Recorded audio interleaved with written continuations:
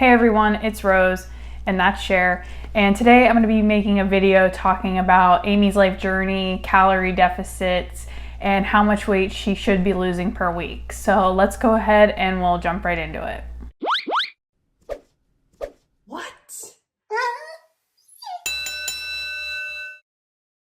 Alright guys, so I thought I was gonna hop on camera after crunching some numbers and be like, Amy, you're a liar, you should be losing more weight than you're saying you're losing, blah blah blah.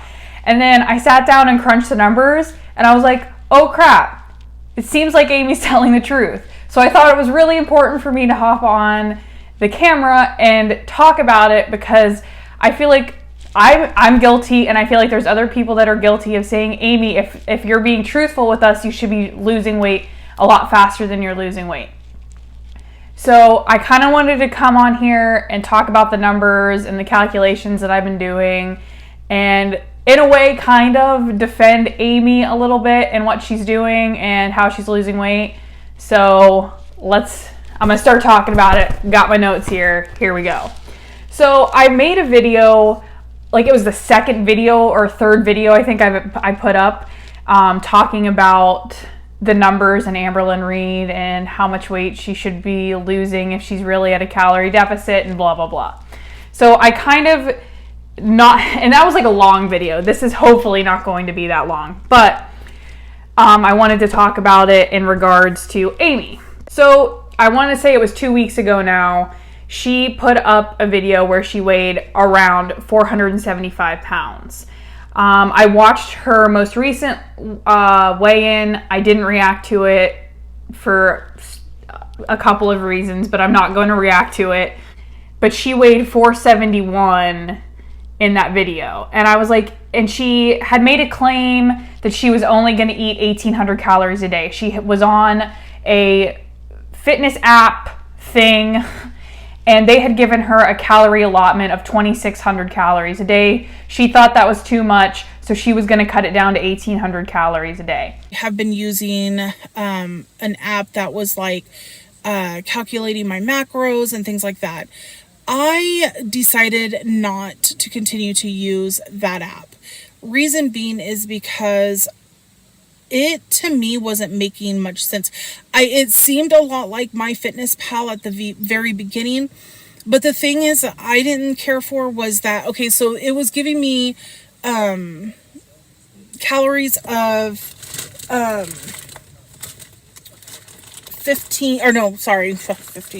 2,600 and I want to say 67, something close to that. Sorry, my lips, they're so dry.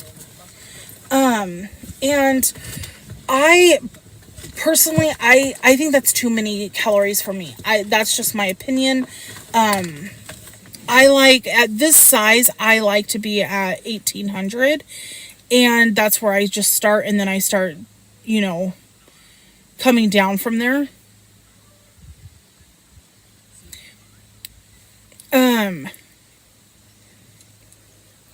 So I normally start at 1,800. We've heard Amber do the same thing, and I was fearful that 1, there was no way she'd ever be able to stick to it. 2, that it would be so restrictive to her that she would end up overeating, and 3, that she really should be sticking to the 2,600 calories because that's what the app is telling her to do. It's the way the app calculates, I'm guessing, is that they want you to lose roughly 2 pounds a week because a lot of experts say you should try to lose at a rate of around 2 pounds a week because it means that you're doing something that's sustainable for your body. You're not basically starving yourself or doing anything too drastic that you're not going to be able to keep up on for the rest of your life, because it shouldn't be a diet, it should be a lifestyle change, so that it's something that you carry out throughout your entire life so that you are losing weight or maintaining weight or whatever it is that you want to be doing. So my guess is that the 2,600 calories was the amount she would need to consume per day so that she would lose roughly 2 pounds a week. So how do apps or personal trainers or nutritionists or whoever determine how many calories you should be eating per day? They start more than likely with your basal metabolic rate or your BMR. That is the amount of calories that your body burns without doing anything at rest. Just to survive. How many calories does your body burn, for like the digestive system and, anything just to keep your body moving or existing. Your body is burning calories without you actually going out and doing exercise. So that is calculated based on your age, your gender, your height, and your current weight. So I calculated Amy's, and hers is roughly 3,400 calories a day, and that is with little to no activity is the one that I chose. And I will link the BMR calculator that I used in my description. If you just Google BMR calculator, you can find it if you want to calculate your own. But Amy's is roughly 3,400 calories a day. So that's the amount of calories her body burns if she were to just wake up and lay in bed all day long. She's burning 3,400 calories. And why is that? It's because she is 475 pounds, so her body's gonna burn more calories than, say, mine will. So it's also important to know here that in order to lose 1 pound, you have to have a calorie deficit of 3,500 calories. So 1 pound is equal to a calorie deficit of 3,500 calories. So if Amy is claiming that she is only consuming 1,800 calories a day and her body burns 3,400 calories a day, she would have a calorie deficit per day of 1,600 calories. That isn't including the workouts that she's doing. So if she's working out, her deficit is going to be greater than that 1,600 calories. But to keep things simple for myself and for everybody else, we're just going to go with the 1,600 calorie per day deficit that she should be having. So if her body is burning 3,400 calories every day, she would be burning 23,800 calories per week. And if she's eating 1,800 calories a day, her calories consumed per week would be 12,600 calories. So you subtract 12,600 calories from the 23,800 calories that she's burning every week. That leaves you with a calorie deficit of 11,200 calories per week. And the reason I'm choosing to go per week is because she's weighing in for us once a week. So if you take that 11,200 calorie deficit and you divide it by the 3,500 calories it takes to lose a pound, that equals a weight loss of 3.2 pounds per week. So Amy weighed in at 475 last week, and then she weighed in at, I believe, 471 this week, which is right around that 3.2 pound per week loss. Today is April 29th, 2020.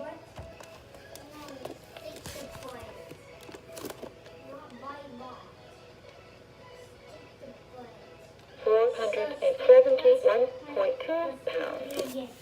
So I was kind of in shock and kind of like, all right, Amy, like, I guess you're putting your money where your mouth is and you're doing it.